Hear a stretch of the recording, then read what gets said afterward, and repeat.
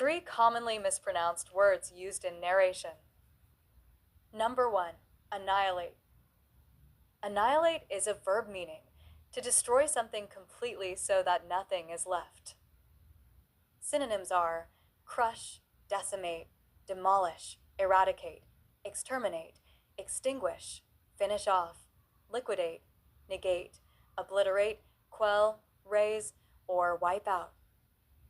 It can be used in a sentence like, history has witnessed regimes that attempted to annihilate entire populations in pursuit of power and control. Now you say annihilate. Say it again. Repeat the word. Number 2, hyperbole. Hyperbole is a noun meaning a way of speaking or writing that makes someone or something sound bigger, better, more, etc. than they are. Synonyms are exaggeration, hype, metaphor, or overstatement. It can be used in a sentence like, when she said she had a million things to do, it was clearly just a hyperbole to show how busy she felt. Now you say hyperbole. Say it again. Repeat the word. Number 3, mischievous.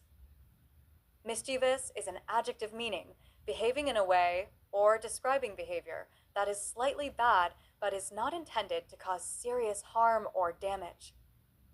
Synonyms are impish, malicious, naughty, playful, rude, sly, devilish, or wicked. It can be used in a sentence like, the mischievous child hid his sister's shoes just before school as a playful prank. Now you say mischievous. Say it again. Repeat the word. Narration.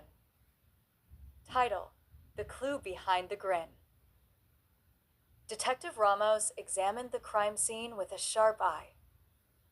The suspect didn't just steal the jewels, he muttered. They tried to annihilate every trace of their presence.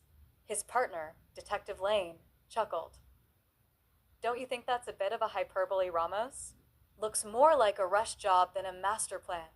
Meanwhile, a mischievous grin crept across Ramos' face. He'd already spotted the clue that would blow the case wide open.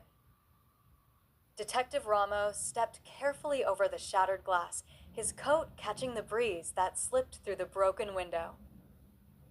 The room was in chaos, drawers overturned, paintings crooked, and a safe left wide open. The suspect didn't just steal the jewels, he said, crouching beside a pile of scattered documents. They tried to annihilate every trace of evidence. His partner, Detective Lane, leaned against the wall with a skeptical look. Bit of a hyperbole, don't you think? Looks more like a panic job than a professional hit. Ramos didn't answer right away. He held up a small, dusty figurine that had somehow survived the ransack. A single thumbprint glistened faintly on its glossy surface. Then came that mischievous grin. Lane had come to recognize Ramos had found something. You see, Ramos said quietly, even the sloppiest thief leaves behind a story. You just have to know where to look. And just like that, the game was on. Thanks for watching. Like, comment, share, and subscribe.